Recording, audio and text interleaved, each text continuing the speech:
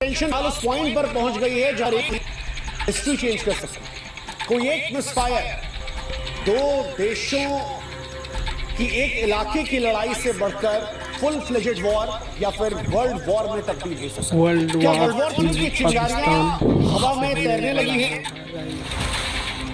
भारत और पाकिस्तान का हर कदम अब केवल दो देशों की किस्मत को नहीं तय करेगा, बल्कि ये दुनिया की दशा दिशा को भी तय कर सकता है।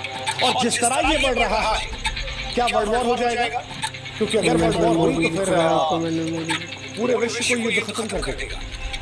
इतिहास गवाह है कि कई बार युद्ध एक छोटी सी गलती से शुरू हुए और फिर दुनिया बर्बाद। वियतनाम का युद्ध एक गोलीबारी से शुरू हुआ। क्यूबा मिसाइल संकट अविश्वास से संपा था। कोसोवो का नरसंहार असंवेदनशील सियासत से हुआ था। लेकिन भारत और पाकिस्तान जो पहलगाम से शुरू हुए थे, ऑपरेशन सिंदूर से आगे बढ़े, अब एक दूसरे के शहरों पर जब लगातार ड्रोन और मिसाइल से हमले कर रहे हैं और जो परमाणु शक्तियों से लैस, क्या वो दुनिया को तीसरे विश्व युद्ध में धकेल रहे हैं?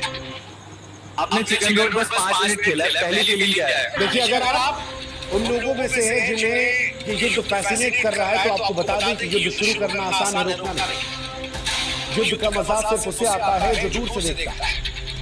जो इसका हिस्सा बना है वो कभी युद्ध नहीं जीता। ना वो सैनिक जो इसमें लड़ रहे हैं, ना उन सैनिक के परिवार वाले, न वो जिन्होंने कभी इस युद्ध के दंश को सहा या करीब से देखा है।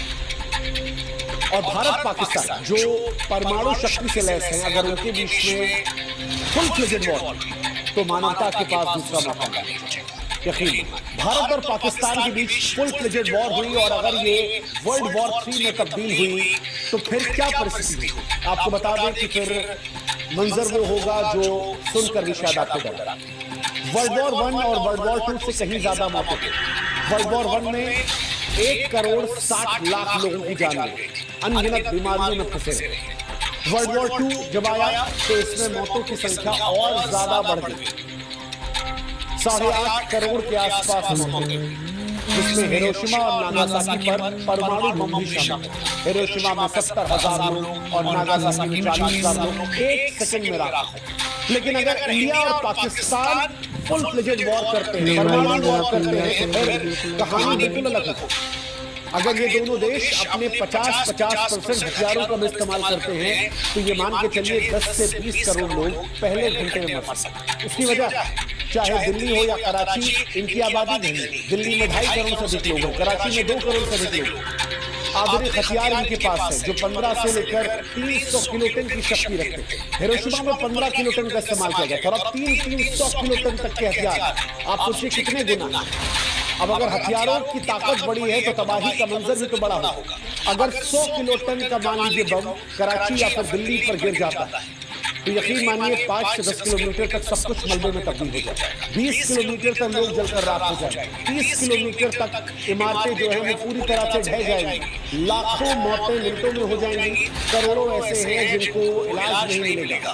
रेडिएशन का असर अलग आएगा। कैंसर, अपंगता और आगे आने वाली पीढ़ियों में बीमारियां जो इंसान की नस्लों को बर्बाद कर सकते हैं। अब अगर आपको लगता है कि दोनों देश समझदार हैं, वो लड़ रहे हैं, वर्ल्ड वॉर जैसी सिचुएशन या परमाणु वॉर जैसी सिचुएशन नहीं होगी, तो आपको ये समझना पड़ेगा कि एक गलती वर्ल्ड वॉर एक गलती।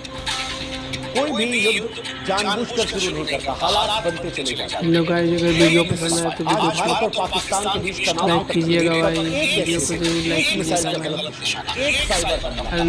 चैनल को सब्सक्राइब कीजिएगा भाई, सपोर्ट कीजिए भाई। सब्सक्राइबर सवाई सब्सक्राइबर कर दो